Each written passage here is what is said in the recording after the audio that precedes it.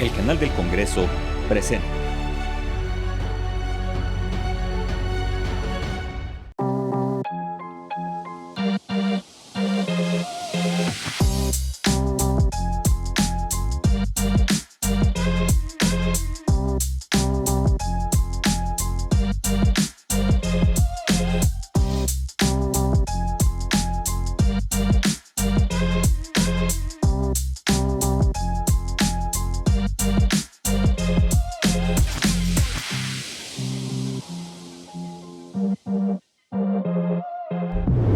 Bienvenidas, bienvenidos, qué bueno que nos acompaña. Cámaras y micrófonos, y claro, estos técnicos mexicanos de primera del canal del Congreso, nos hemos transportado hasta el Estado de México. Y hoy transmitimos desde la Federación Mexicana de Fútbol, unas instalaciones imponentes, donde pues los distintos clubes que nos divierten entre semana, pero en particular el fin de semana, pues han aquí logrado algo increíble. Yo saludo a su presidente, a mi querido amigo Mikel Arriola, que amablemente nos abre las puertas de la intimidad de su oficina para poder platicar. Mikel, me da mucho gusto reencontrarte. ¿Cómo estás? Querido Gustavo, muy feliz de verte, de ver a tu equipo y de estar contigo en una charla tan amena como las que tú generas. Por cierto, recuerdo a tu vocero desde Cofepris. Claro. Te hacía entrevistas políticas, te hacía entrevistas de la grilla, te hacía entrevistas de los partidos. Y ahora es otra cosa, ahora estás en los partidos, pero de fútbol. De fútbol. ¿Qué cambio? Sí, es un cambio, para mí ha sido extraordinario en lo personal, en lo familiar, pero en lo profesional ha sido un gran reto también. Y afortunadamente pues estoy yo a la cabeza reportándole a 18 equipos de fútbol de México, que son la liga, por ejemplo, la liga número 5 en asistencia a los estadios. Somos la liga número 10 en valor del mundo. Somos la liga número 8 o sea, en valor, euros, sí, claro. En valor de toda la industria como tal. Las marcas, la infraestructura, los jugadores. Entonces eso es muy relevante. Y somos la liga número 8 del mundo en afición. Casi 200 millones de aficionados tiene la Liga MX. Es increíble. Ya platicaremos, para quien le gusta el soccer, pues, vamos a concluir con este tema que es apasionante. Podríamos dedicar, bueno, hay canales de televisión 24 horas al día hablando de esto, y de un solo equipo, no imagínate lo que podríamos platicar de la liga, ¿no? Pero yo quiero que recuerdes tus épocas de cuando eras candidato. Nuestro entrevistado buscó ser jefe de gobierno de la Ciudad de México en 2018, y ahí muchos periodistas nos interesamos en tu vida, y quiero que hoy pues nos abras no únicamente las puertas de la Federación, sino las puertas de tu vida. Y de entrada, muchos se preguntan, Mikel Antoni, es un nombre muy vasco, pero ¿de dónde viene esto? Porque pues, estamos acostumbrados a los Juanes, a los Pedros, claro. A los Gustavos, ¿no? Pues mira, Gustavo, yo soy de una familia de deportistas profesionales. Y por allá de principios del siglo XX hubo un deporte que se esparció en los 5 continentes, de pueblos muy pequeños en el País Vasco, en el caso de mi familia Marquina, Vizcaya. Mi abuelo surge como pelotari profesional a los 13 años, imagínate. Caramba. Mi abuelo, hijo de maestros de escuela, en esa época lo que se hacía era, los empresarios vascos abrían frontones en todo el mundo, como te dije, pero se concentraban en Latinoamérica, siendo una región muy pujante en lo económico.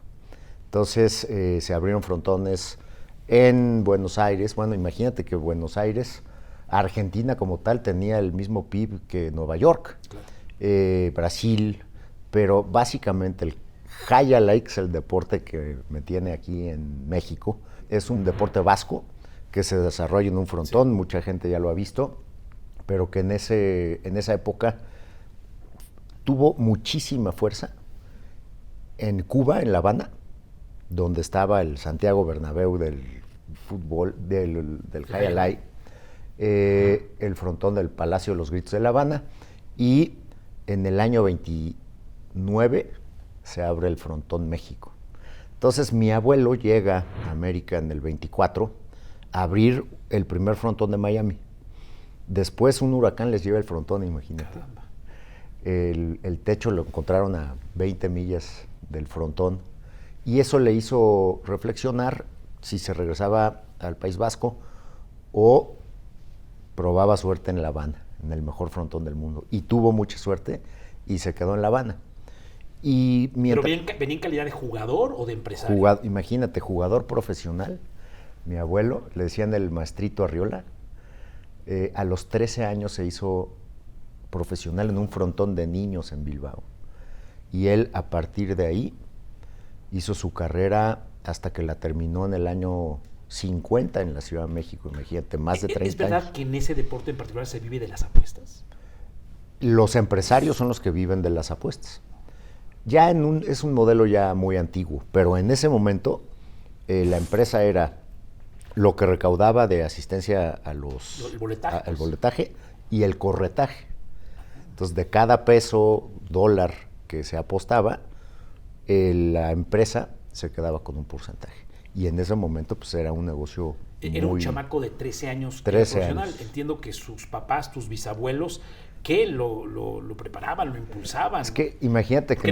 Era otro mundo. Ahora es común un chavito en la televisión, pero en aquella época, estás hablando de principios del siglo XX, pues era complicadísimo. En 1907 Imagínate. nació mi abuelo, en un pueblo donde enfrente de su casa estaba el frontón, y el frontón hasta hoy se le conoce como Universidad de la Pelota. Caramba. Entonces, podía haber sido pelotari o cura, yo creo, en esa época. Escogió ser pelotari y eso estudió en la Universidad de la Pelota y eso le implicó, afortunadamente para su vida en lo personal, pues un pasaporte a no sufrir la Primera Guerra, después la Guerra Civil Española, Claro. y después la Segunda Guerra Mundial. Entonces mi abuelo, afortunadamente, en vez de vivir lo que la mayoría de los europeos vivieron, vivió una vida de pelotari profesional llena de satisfacciones, llena de viajes, conoció el mundo y generó al final de su carrera una familia en la Ciudad de México. Entonces, eres producto de la casualidad. Claro, cada matrimonio, cada historia de nosotros es una telenovela. Claro, claro. Pero quizás podrías haber nacido en Cuba o en Probablemente. Miami, pero te tocó México. Muchos pelotaris profesionales vascos tuvieron familia, muchos en Cuba, muchos en Estados Unidos, pero también hubo frontones en Italia, hubo frontones en China, en Egipto, en Alejandría había un frontón. Entonces, tú puedes encontrarte un vasco, hijo o nieto de pelotaris, en cualquier continente del mundo.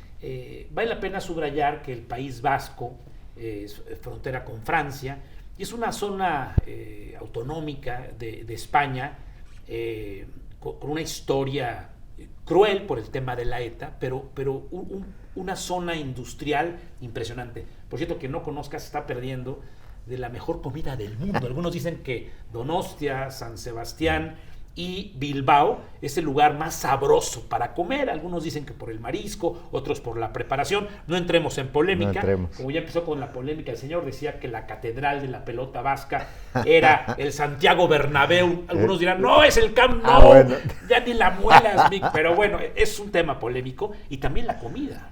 La comida del País Vasco se atribuye también a que es tan fuerte la presencia de la mujer y de la madre en el País Vasco, que los propios papás, jefes de familia, se hacen sus espacios para cocinar, que son las famosas sociedades gastronómicas. Así es, claro. Entonces, de las sociedades gastronómicas han salido muchos chefs. Entonces, si eso lo combinas con la calidad que tienen de producto, de el mar, de la tierra, vegetales, lo que quieras, con el talento de muchos hombres, no estoy diciendo que no haya chefs mujeres, pero ellos han basado su modelo pues, en eso. Entonces, si tú te paras en cualquier lugar de esa costa Increíble. vasca, es garantía de que vas a comer. ¿Hablas euskera? Nada. Nada. Nada. Nada. ¿Tienes familia Tengo el familia. País Vasco? ¿Tienes Sí, familia? sí, ya la mayoría de los tíos abuelos ya murieron, ya son muy grandes, pero tengo tíos, primos, primas y ya sobrinos y sobrinas. Bueno, todo esto empezó por por el Miquel. El Miquel y los Iñakis y los Rentería pues, son del País Claro, Vasco. Rentería es... Decían que Rentería con una bandera cada día. Esos sí eran independentistas. Rentería en euskera se pronuncia. Bueno, no es el tema. ¿Andoni? Por mi abuelo materno, Antonio. Ya ves que cuando yo nací en los años 70, a los papás les encantaba poner 2 nombres, ¿no? Claro. Yo ahora que tuve el mío, ya solamente le puse uno. Pero del lado de mi madre, también es una historia muy bonita porque la familia llega de España, de Segovia. Entonces, mi abuelo materno fue ingeniero químico de la Goodrich Euskadi, muchos años. Llantero, pues. No, de pisos. Ah, de pisos. Él estaba en la parte de pisos. Entonces era una familia pues muy mexicana, producto del desarrollo estabilizador, una familia numerosa, con un jefe de familia que siempre fue pues muy pródigo y muere joven por el negro de humo que aspiraba. Muere de efisema pulmonar, ¿no? Muy joven, entonces yo conviví mucho con mi abuelo paterno y poco con mi abuelo materno, el ingeniero que pues no aguantó lo que en la industria pues, le tocaba aspirar. Bueno, y Sí. no quiero ponernos tristes, pero le llaman inclusive en algunas zonas de nuestro país, Latinoamérica, enfermedades de pobreza. Me refiero a cuando cocinan con leña, echan las tortillas, ese hollín mata a muchas mujeres, amas de casa en particular, pero claro, también a varones, pero aquí en un tema industrial, pero sabemos de qué estás hablando. En México, desgraciadamente, llegan chicas de 30 años por primera vez a un centro de salud. El señor fue director general del IMSS, ya platicaremos al respecto, y le llaman... ¿Cómo es posible que traigas este enfisema pulmonar? Traes los pulmones como están. Si no fumas. Si no he fumado en mi vida, ¿verdad? Es increíble. Oye, pues qué historia aquella. Y quizá, Miquel, todos somos producto de este mestizaje, ¿no? En particular, tú sí hay una línea directa de abuelos españoles, pero quizás todos los mexicanos somos esta combinación del pueblo europeo, de su llegada a América, y una mezcla con indígenas. Creo que tú eres un producto muy reciente, pero quizás todos lo somos de una u otra manera, ¿verdad? No, absolutamente. Yo les recomiendo, hay una prueba que yo no me la he hecho, pero que es totalmente reveladora, una prueba de saliva. Ah, caramba. Donde tu saliva la mandas a un laboratorio y te regresa todo el pastel de dónde vienes. Ah, caray, eso no lo sabía. Entonces, pues, muchos asumimos que nosotros que somos producto del mestizaje, que somos una raza distinta, pero luego te das cuenta que tienes de todos lados sangre, ¿no? Claro. Entonces es una cosa maravillosa y eso es uno de los grandes privilegios de ser mexicano. Bueno, voy a programar avisos, querido Miquel, y quiero que me platiques sobre tu niñez. Ha sido fabuloso hablar de tus ancestros, pero que ya me hables de este niño Miquel Andoni, con un nombre muy, muy vasco, cómo le iba en la escuela, si fue buen estudiante o no, porque sabemos que estudió la licenciatura en Derecho, después hizo 2 maestrías, una en Londres, en Inglaterra, en Reino Unido, y otra en Chicago, ya en América, en los Estados Unidos, pero que nos platiques de esa primaria, de esa secundaria. Regresamos, estamos transmitiendo, les recuerdo, desde la Federación Mexicana de Fútbol a un costado del Aeropuerto Internacional de Toluca, en el Estado de México. Regreso, prohibido cambiarle. Qué bueno que nos acompaña.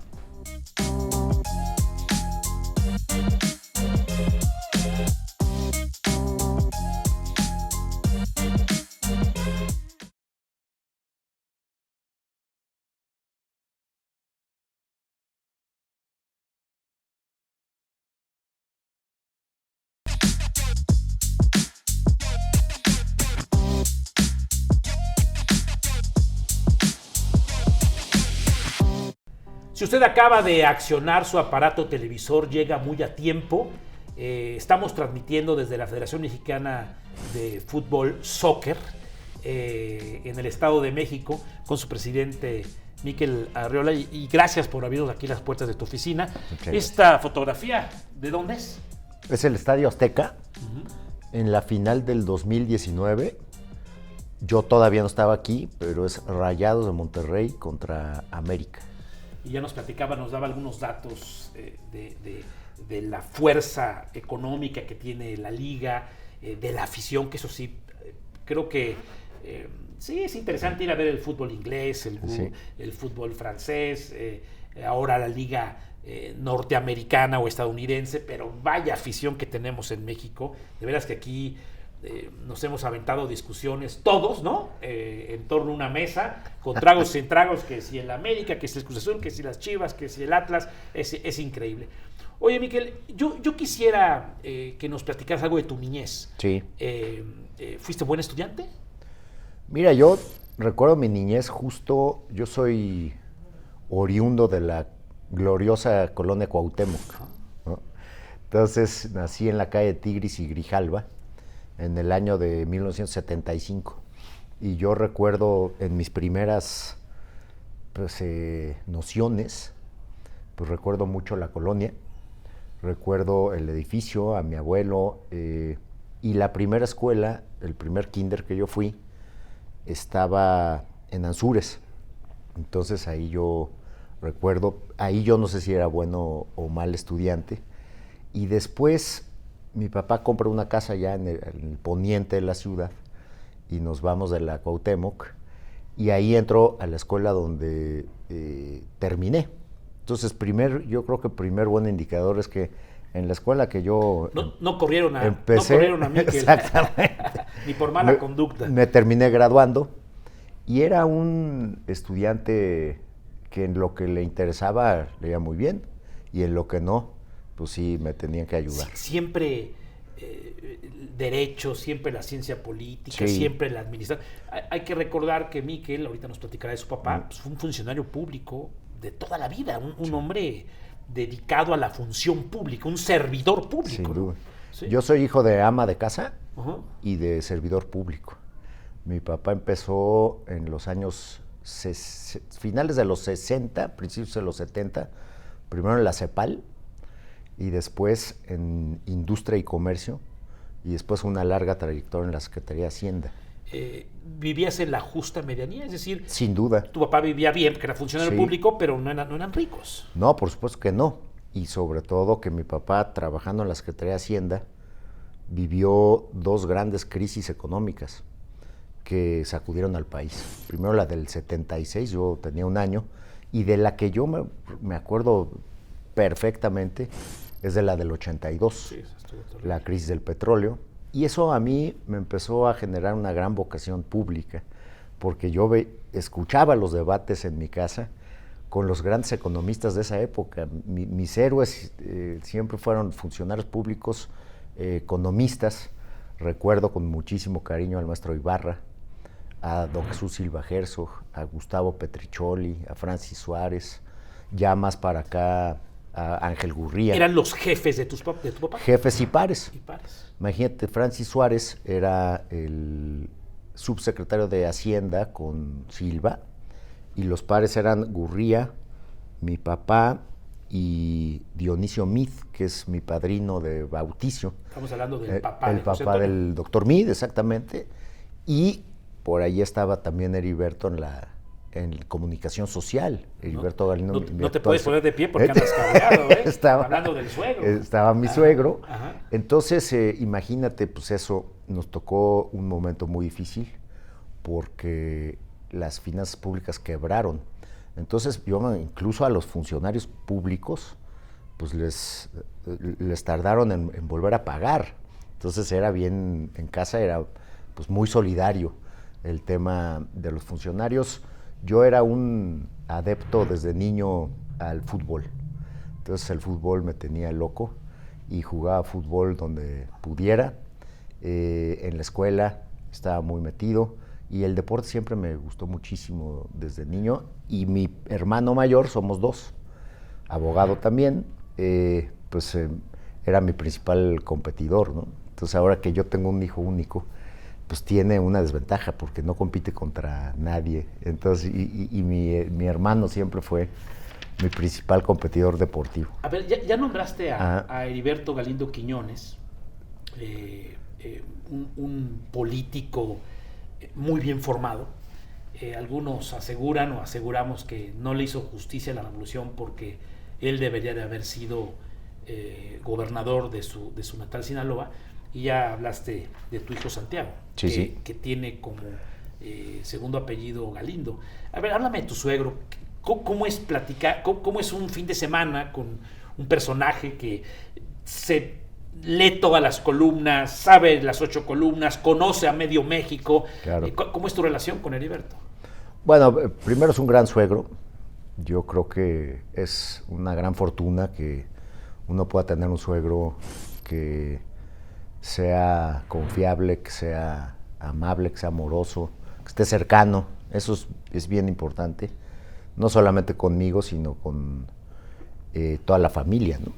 Pero en la parte pública, pues yo siempre estuve muy pues, consciente pues, de que es un animal político. Sí.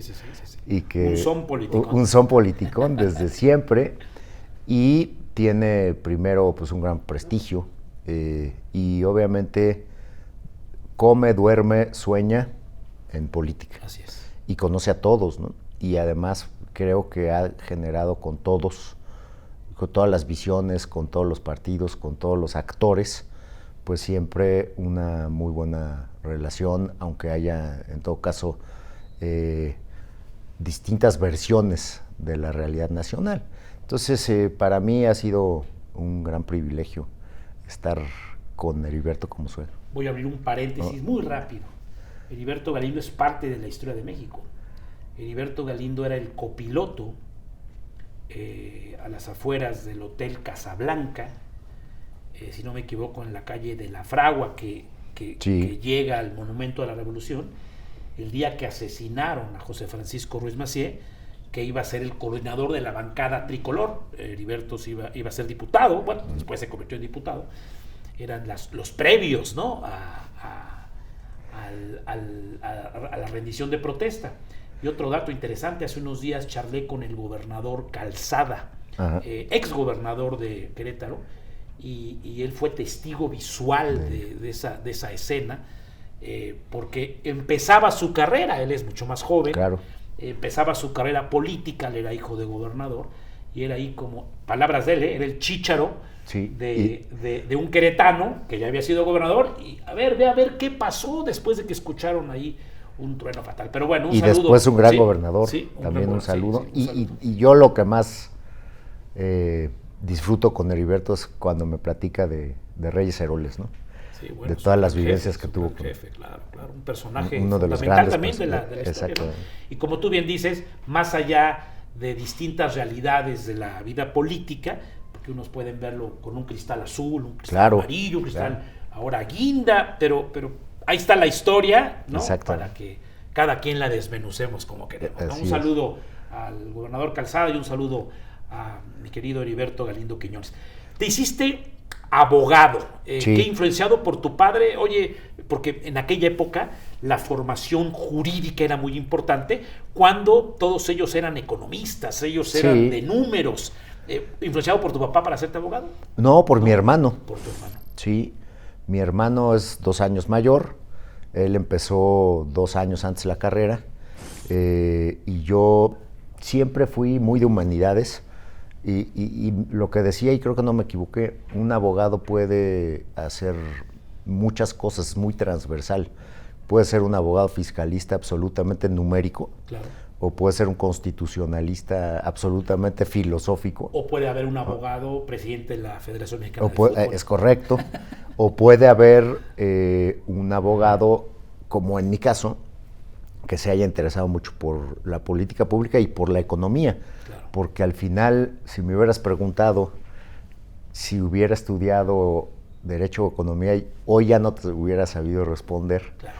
Porque, como te digo, muchas de mis inspiraciones fueron economistas o son economistas, y después a mí me tocó trabajar desde el día 1 en el gobierno hasta el último día con economistas. Bueno, sí, rápidamente, Miquel es abogado, ya les decía, fue a London School of Economics, fue a la Universidad de Chicago, así se llama la universidad. Sí, sí. Universidad de Chicago, 2 másters, pero hay un tema donde sí me tengo que detener. Y es el tema de tu paso en la COFEPRIS. ¿Qué es la COFEPRIS? Sí, la COFEPRIS es el regulador que se encarga de verificar todos los productos que los humanos consumimos y todos los entornos en los que nos desarrollamos los humanos. La COFEPRIS regula el 11.5% del PIB. Caramba. Y el 14% del comercio exterior. Bueno, pero hay un dato que quedará para la historia, más allá, repito, de distintas interpretaciones de la realidad política. En la época de este reportero, nada más había medicina de patente y era muy caro. Y Miquel, ya nos platicará, logró que, estoy hablando de miles de productos, miles de pastillitas, inyecciones, jarabes, hubiera la opción de que fueran genéricos intercambiables. Y esto transformó a la industria, y esto transformó nuestra economía y le cambió la vida a los mexicanos. Había, claro, por parte de los laboratorios, eso no funciona, eso no cura, eso no sirve para nada, y esto le cambió la vida a los mexicanos. ¿Lo podrías explicar con palabras más científicas? Sí, fíjate, los medicamentos se desarrollan con mucha investigación.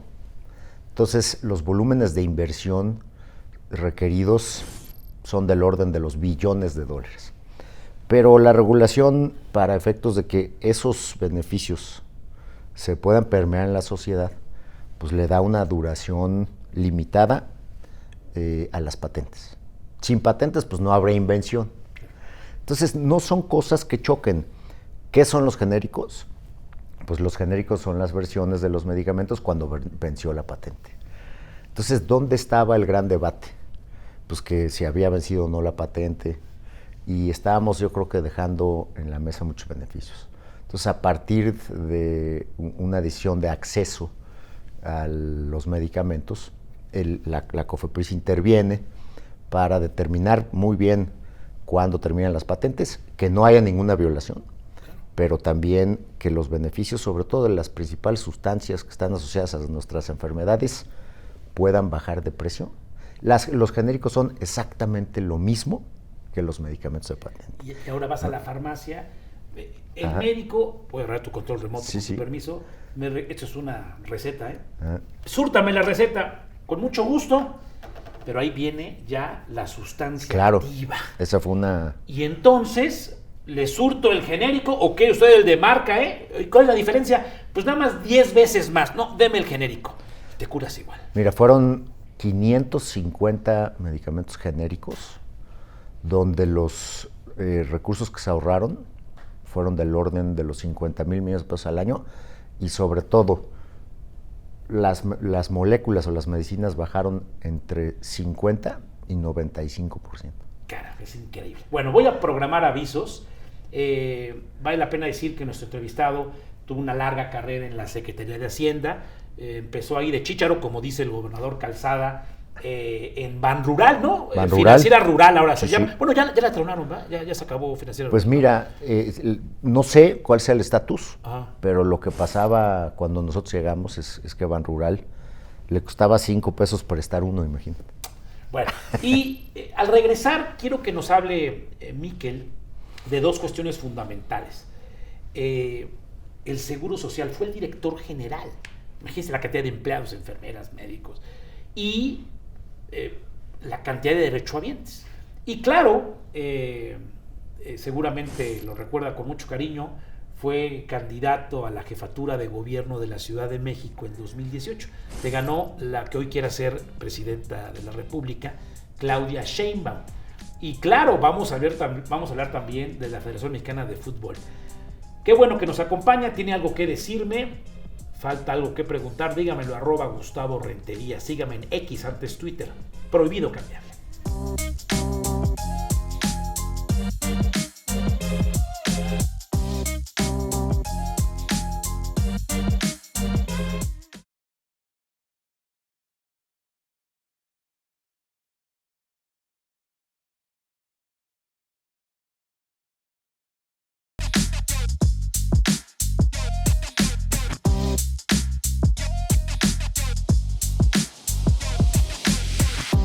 Qué bueno que continúa con nosotros. Miquel Arriola fue el director general del Seguro Social.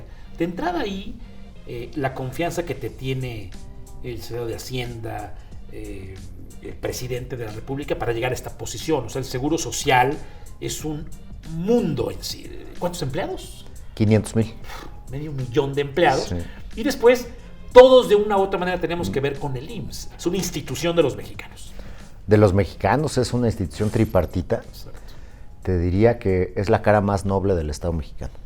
Esa águila, con la madre, con el bebé. Sí. Eso a todos nos permea de alguna manera. Y te diría, es un país. El IMSS atiende a 83 millones de personas. Tiene 7,500 hospitales, pero además paga las pensiones de la economía. Es un mecanismo, yo creo, de equilibrio social permanente. Tú tienes en un día ordinario del IMSS pues, alrededor de 500 nacimientos, tienes 1,500 cirugías y atiendes pues, al 50% de los niños en las guarderías. Y ha tenido, pues yo creo que una exposición tan transversal que bueno, pues obviamente ahora con las redes sociales, pues cualquier tema es un tema público. Pero yo tuve la fortuna de dirigir el IMSS 2 años y tengo pues excelentes recuerdos. El sindicato del IMSS es una institución en sí misma que también refleja esa gran nobleza del instituto. Entonces a mí me tocó dirigir el IMSS a los 40 años de edad y cerrar ahí la administración. Es interesante, estamos entrevistando a una muy joven personalidad, quien ha pasado por aquí, pues que siempre es después de una coronación de su carrera en distintos ámbitos, Miquel, ¿no? Sí. Deportistas, diplomáticos, escultores, músicos, pero tú naciste apenas en el 75, es decir, ni siquiera has cumplido los 50 años, una carrera interesantísima. Y esta carrera, quizás como una cereza del pastel político, ahorita vamos a platicar de fútbol, no coman ansias, es la búsqueda de la Ciudad de México. Tú naciste en la Cuauhtémoc, después te fuiste al poniente de la ciudad, intentaste ser jefe de la Ciudad de México, jefe de gobierno de la Ciudad de México, en un momento interesante. Cuando te proponen ser el candidato, ¿por qué aceptaste?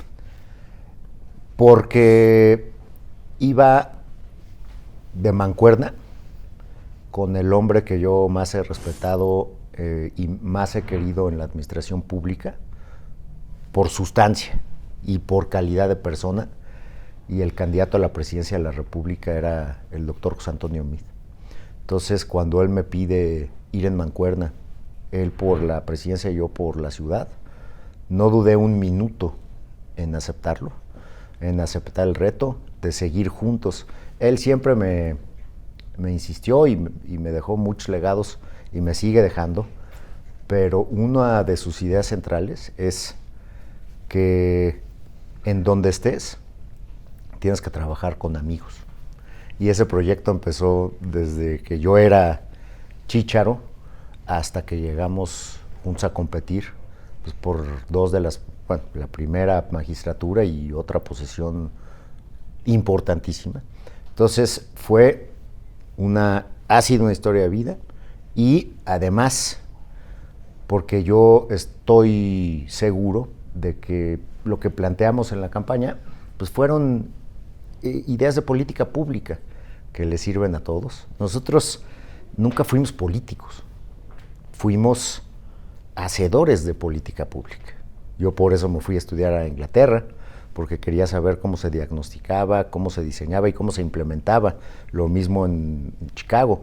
Y la Secretaría de Hacienda fue una gran escuela que después, siendo tan transversal otra vez la Secretaría de Hacienda, de ahí puedes irte a cosas como regular la salud o te puedes ir al Seguro Social. Pero ese bagaje, esa sustancia que agarras en Hacienda, donde por cierto también pues pude trabajar con el doctor Agustín Carstens, con Pepe Toño González Anaya, con Alejandro Werner. Ya no voy a seguir porque voy a omitir, pero esa fue una gran escuela. Y coronar eso con una candidatura a una ciudad con esa importancia de la mano del doctor Meade fue un gran privilegio. Pepe Toño, José Antonio Meade, el doctor Meade, sí. Tu amigo, tu cuate, tiene un récord en política. ¿Cuántas veces secretario? 5. ¿En cuántos sexenios? En 3. Y además con partidos distintos. Eso es un dato interesante que se antoja difícil que alguien lo repita en política. ¿Sí? Siempre se rompen récords. Nunca dijeron que Phelps y ahora podemos discutir que si Ronaldo, Messi. O ayer se rompió el récord maratón. Ah, claro. Claro. En Chicago. Yo en mi época rebasar las 2 horas era una locura y cada día se rompen en Chicago. O sea, pero es un dato muy importante, muy complejo, ¿no? Claro. Por la ecuación política de que se pueda cumplir, ¿no? Sí, en la vida yo creo que otra vez la filosofía del doctor Meade es hay que estar donde hay grupo, donde puedes hacer cosas. Entonces, ese bagaje que yo tenía de mi papá, porque claramente era de un grupo de economistas patriotas que les tocó mucha complejidad, pues a nosotros nos tocó igual a los hijos, ¿no? Al hijo de Dionisio, al hijo de Francis Suárez, a la hija de Heriberto, que por cierto yo conocí en la financiera rural. No te puedes poner de pie porque no has cambiado, ¿verdad? Exactamente. Entonces, nosotros nos tocaron complejidades parecidas. Bueno, nos tocó la crisis de Lehman Brothers en Hacienda. Nosotros en Hacienda lo que hacíamos eran impuestos.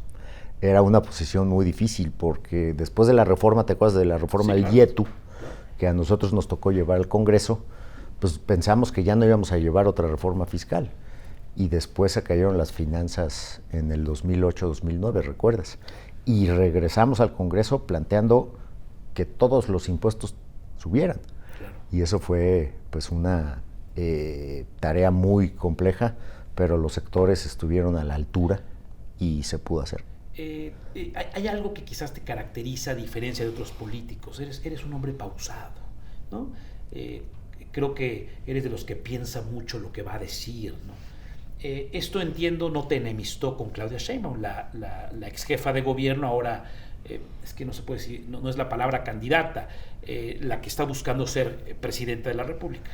Mira, yo fui de la idea en la campaña que tenemos que responderle a los electores con ideas, no confrontar. Entonces yo siempre tuve un profundo respeto por mis contrincantes, entre ellas, porque había 5 mujeres, entre ellas la doctora Sheinbaum, y bueno, siempre reconocer y subrayar la responsabilidad que tienen los que llevan instituciones, los que llevan el IMSS, los que llevan la COFEPRIS, los que llevan la Ciudad de México. Siempre aportar. Uno que estuvo sentado en sillas muy difíciles, pues siempre tiene el legado de los que estuvieron, y cuando está afuera, pues tiene también que aportarles a los que están. Y creo que llevar la Ciudad de México es uno de los retos políticos más importantes de nuestro país, ¿no? Y suena a lugar común, sí. Pero como mexicano, los abuelos eran los vascos y el papá era el abuelo, otro abuelo era el segoviano, pero como mexicano de buena entraña, deseas que le vaya bien a México. Absolutamente. Entonces, gane quien gane las elecciones, que le vaya bien a México y deseas que haya prosperidad económica y haya seguridad y haya empleos, inversión. Y que le vaya muy bien a los que están en las instituciones. Claro, más allá de colores. Pero, sin duda. Bueno, lo que sí es muy polémico, y ahí sí nos vamos a poner de acuerdo, es el fútbol. Entonces vamos a programar avisos y le planteo la pregunta desde este momento a Miquel, el presidente de la federación. ¿Dónde estoy? ¿Qué se hace aquí? ¿Qué pasa aquí adentro?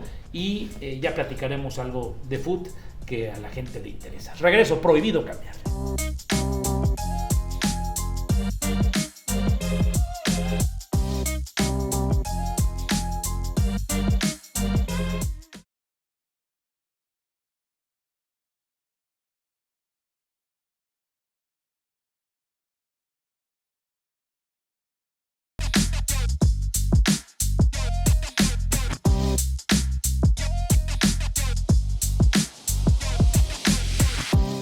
Les decía al principio de esta charla que nos transportamos hasta la Federación Mexicana de Fútbol, a un costado del Aeropuerto Internacional de Toluca.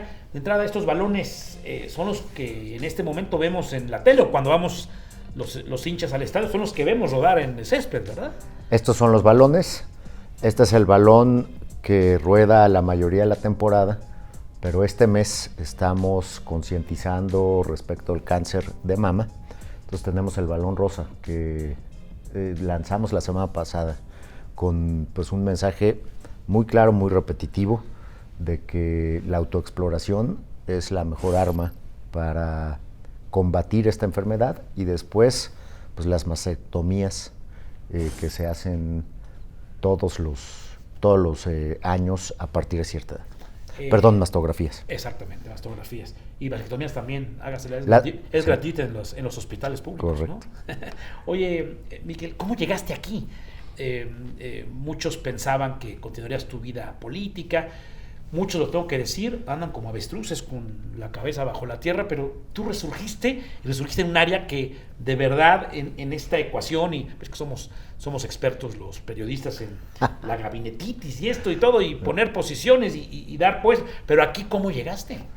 Pues mira, a partir del 18, Sí. yo fui incluido afortunadamente en un ejercicio de la Academia de Ciencias de Estados Unidos, que ya está publicado, donde nos convocaron a escribir pues un ensayo de regulación de medicamentos y de regulación de alimentos. Y se hizo un comité ad hoc internacional, y íbamos mucho a Washington antes de la pandemia. Y ya muy cerca de marzo del 20, me buscan unos headhunters y me hacen un planteamiento: oye, te queremos ver porque te queremos plantear un proyecto deportivo. Bueno, pues, soy el primero en aceptar. Claro. Y entonces cuando me... Y ya voy a ser el director del High Alive, el Frontón México, ¿no? ¿Qué? Que eso sería también te divertirías mucho, un sí. gran hobby. Pero bueno, te digo, me llevaron ya a la primera entrevista y me hicieron un planteamiento de ser el presidente de la Liga BBVA MX, que es la que pues, tiene a su cargo la primera división, la Liga de Expansión, la Liga Femenil, y me pidieron que hiciera pues, un planteamiento, un estudio, y yo por mi formación o deformación, pues lo hice muy económico, donde señalábamos las causas por las cuales podíamos crecer más. Y eso fue lo que yo creo que convenció. Y después la pandemia se recrudeció terriblemente en verano del 20, y ya no hubo mucha comunicación, pero hacia el último trimestre del 20 se recuperó la comunicación y ¿Te hicieron la oferta? Me hicieron la oferta. Oye, ¿y es verdad que aquí hay mucha grilla? Dicen que allá afuera, buscando la jefatura de gobierno, hay mucha grilla, y pregúntale al doctor Meade, que quería ser presidente de México, pero aquí hay más grilla. Aquí son poderosos grupos empresariales que son dueños de equipos y que, claro, quieren rentabilidad, es un negocio. Aquí hay mucha grilla, hay patadas por aquí abajo y también golpes por acá arriba. No, te diría que con la evidencia que yo tengo, primero, una liga es buena si sus dueños son buenos. Y esta es una gran liga porque tiene grandes dueños. Tenemos empresas de distintos tamaños, pero tenemos grandes grupos empresariales. Tenemos empresarios que se han hecho en el fútbol y que han generado un gran grupo empresarial. Tenemos instituciones, universidades, tenemos grandes cooperativas. Entonces, es una gran liga porque tiene grandes dueños. ¿Y la evidencia cuál es? Nosotros tenemos una reunión de dueños, asamblea, 2 veces cada año. Una en mayo y otra en diciembre. Cuando uno le lleva proyectos para bien del fútbol a los dueños, siempre hay una respuesta positiva. De las 6 asambleas que yo he tenido, solamente en un tema hemos tenido que votar. Entonces esto es un indicador de que los dueños siempre están ahí. Primero, si no hubiera dueños, no habría fútbol porque ellos son los empresarios. Claro. Reinvierten no en maquinaria de equipos, sino en talento e infraestructura, y le aportan al equipo nacional a sus jugadores. Entonces creo que es un círculo muy virtuoso, y sin duda, bueno, hay un elemento subyacente que genera polémica. Esto es pasión. Claro. Es una pasión. Entonces todo mundo en el fútbol tiene su punto de vista y lo que tenemos que hacer, yo creo que los directivos, es alejarnos de la pasión para seguir pensándole cómo crecemos. Ahora con las redes sociales, Sí.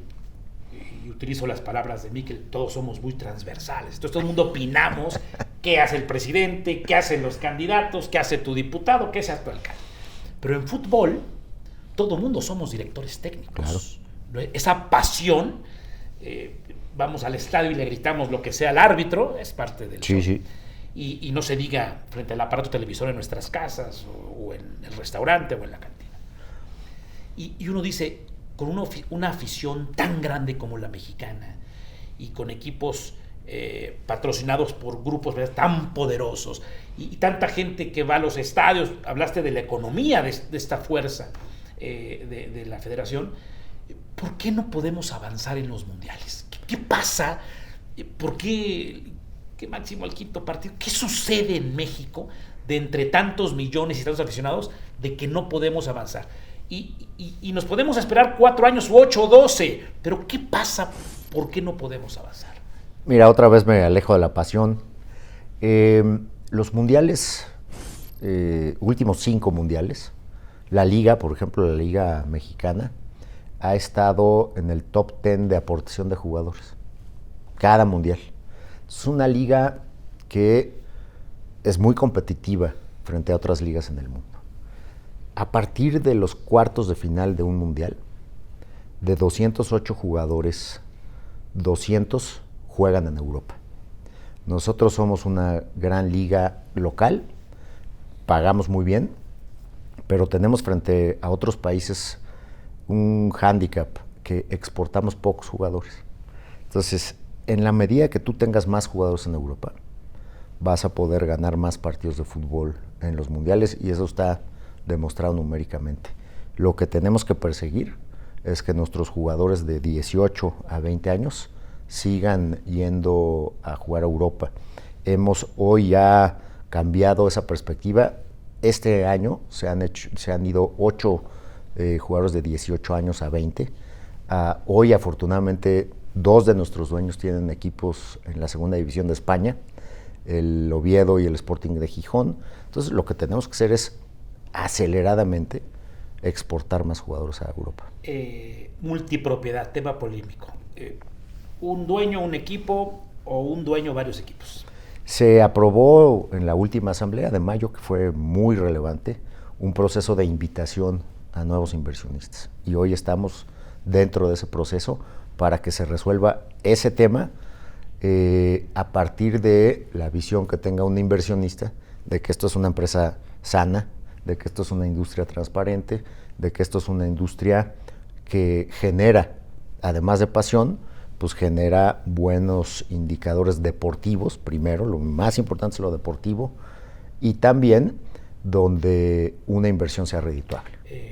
Tú y yo nacimos en los 70s del siglo pasado y había muy pocos bancos, una televisora, una telefónica, y ahora hay opciones, se llama competencia. Claro.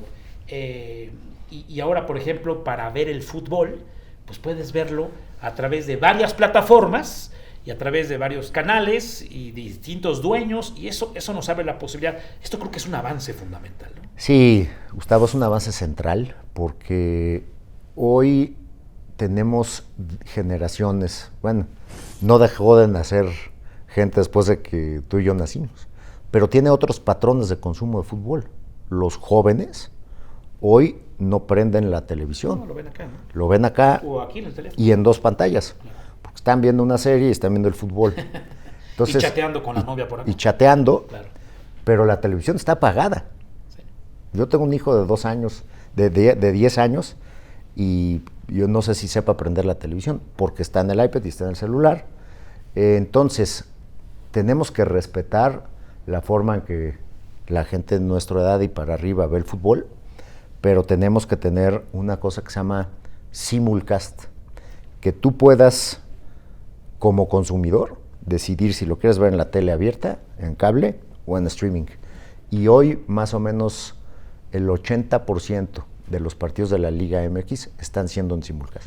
Tu papá te enseñó que hay que hacer equipos, políticas. pero también te tiene que apasionar tu chamba, ¿no? A mí venir a entrevistarte, saludar a mis ingenieros, saludar al público, me apasiona mi trabajo. Pero te recuerdo en tus oficinas de Cofepris, en tus oficinas del IMSS, en los mercados buscando Esas el voto. eran mis oficinas. Claro. Buscando el voto en los mercados, en los estudios de televisión. Te veía contento, apasionado. Y aquí te veo muy contento. Muy contento. Es divertida esta chamba, ¿no? Es muy divertida. Afortunadamente puedes también, distinto que en el gobierno, involucrar más a tu familia. Claro. Porque llevas a Santiago a los estadios. Claro. Y sobre todo, no pierdes esa comunicación con el aficionado, con la gente en los estadios, preguntar cuál es su opinión, preguntar cuáles serían las reformas. Siempre estar cerca del aficionado es central. Y aparte, te subes a un Uber, a un taxi, y ahí charlas, claro. ¿No? O te volteas el calzado y ahí platicas. O te metes a comer, a tomarte un trago y ahí también discutes de fútbol, ¿no? Pero imagínate, la semana pasada le dimos un premio, o 3 premios, a Henry Martín, que es un delantero mexicano que el año pasado ganó todo. Ganó el mejor jugador, ganó el mejor goleador y ganó el mejor delantero. Entonces imagínate para un servidor poder reconocérselo, poder ir al lugar de entrenamiento, poder ir al estadio. Cuando éramos niños, pues soñábamos pisar una cancha de fútbol profesional y afortunadamente pues eso es parte de mi día a día. Alrededor de tu oficina, alrededor de esta estructura donde veo a mucha gente trabajando para la federación, hay canchas de fútbol. ¿Quiénes están entrenando ahorita en este momento? Ahora, no sé si ya acabó, pero estaba entrenando la sub-17 femenil. En la cancha de allá de la esquina entrenan los árbitros. También tienen los bares virtuales acá abajo para entrenar. Tenemos aquí siempre en uso estas canchas. En las tardes vienen niños, clínicas de niños del Estado de México, y los equipos de primera división o de selección nacional que quieran venir aquí, estamos casi a 3,000 metros. Entonces este es un centro de alto rendimiento. Por el tema de la respiración. Sí, ¿no? Claro, sí, estamos sí. a 3,000, casi 3,000 metros de altura, lo que es para un equipo de pretemporada muy importante. Aquí tenemos muchos equipos de pretemporada. Pasó obviamente la pandemia, ahí no vino nadie, pero este es un lugar que se utiliza los 365 días del año. Aquí hay mucha pasión y entiendo que entre mejor le vaya a los jugadores, a la liga, a la federación, a los dueños, a los que transmiten, se gana dinero, le va mejor a los aficionados. ¿Tienes esa misma ideología? Sí, mira, ¿sí? Qué bueno que me preguntas eso. Cuando yo llegué, la estructura de la liga tenía que ser pagada por los clubes, ¿no? Como cualquier liga de fútbol que tú vas y pagas, ¿no? Bueno, teníamos un gran desafío de cómo generarle recursos a los equipos. A partir de los últimos 2 años y medio, estamos anunciando un paquete de recursos que la liga le da a los equipos. Esto no había pasado. Pero ¿cuál es el objetivo primario? El aficionado. Que el aficionado tenga mejor internet en el estadio. Que tenga más cámaras de seguridad en el estadio para proteger al aficionado. Que tengamos más homogeneidad en las canchas, en los estadios de entrenamiento. Que tengamos en los estadios mucha más capacidad de, sin efectivo, comprar cosas, ¿no? Entonces, esto está siendo dirigido a los equipos, pero en beneficio de los aficionados. Es decir, que le vaya bien al dueño, que le vaya bien al jugador, claro, que le vaya bien al que vende cerveza y sándwiches y papitas, al que transmite, pero todo esto que redunde en que me vaya mejor a mí cuando vaya con los chavos. El objetivo es el aficionado. Claro. Entonces, si el aficionado tiene un mejor entorno el día del partido, muy seguramente incrementará en asistencia al estadio y eso será en beneficio del club. ¿Cómo acordaste con los Headhunters? ¿Cuánto tiempo te quedas aquí? ¿O eso eso lo deciden los dueños. Yo tengo una asamblea cada 6 meses y ahora estamos haciendo, con la llegada de Juan Carlos Rodríguez, no asamblea, pero una reunión intermedia como un gran acto de transparencia. La tuvimos en Monterrey hace 2 semanas, funcionó muy bien. Entonces, pues esto será motivo de decisión de los dueños. Qué padre. Pues te agradezco mucho, Miquel, que me hayas recibido aquí en la Federación Mexicana de Fútbol. Te deseo suerte. Muchas gracias. Repito, suena lugar común, pero pues que le vaya bien al presidente de la federación, que le vaya bien a los dueños, que ganen dinero, que nos den un mejor espectáculo, ¿no? Entre mejor fútbol tengamos, hay más pasión. Sin duda. Y esto es una industria donde todos ganamos. Absolutamente.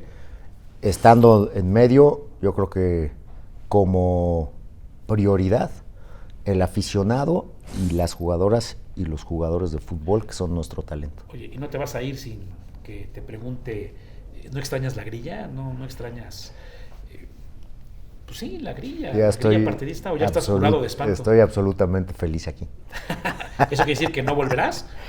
No, porque decir no volveré, a veces uno comete el pecado. Yo tengo un gran compromiso con los dueños, con la liga, con los aficionados. Ok, y aquí te quedas. Sin duda. Miquel, gracias por recibirnos. Gracias, querido Gustavo. Yo les agradezco su sintonía. Les recuerdo semana a semana una charla de otra personalidad, obviamente aquí a través del canal del Congreso, y te dejamos trabajar porque ¿Qué va? hay partidos. Gracias por su sintonía. Pásenla bien. Mi nombre es Gustavo Rentería y yo los invito, como siempre, a que juntos hagamos mejores noticias para un mejor México. Pásenla bien. Adiós.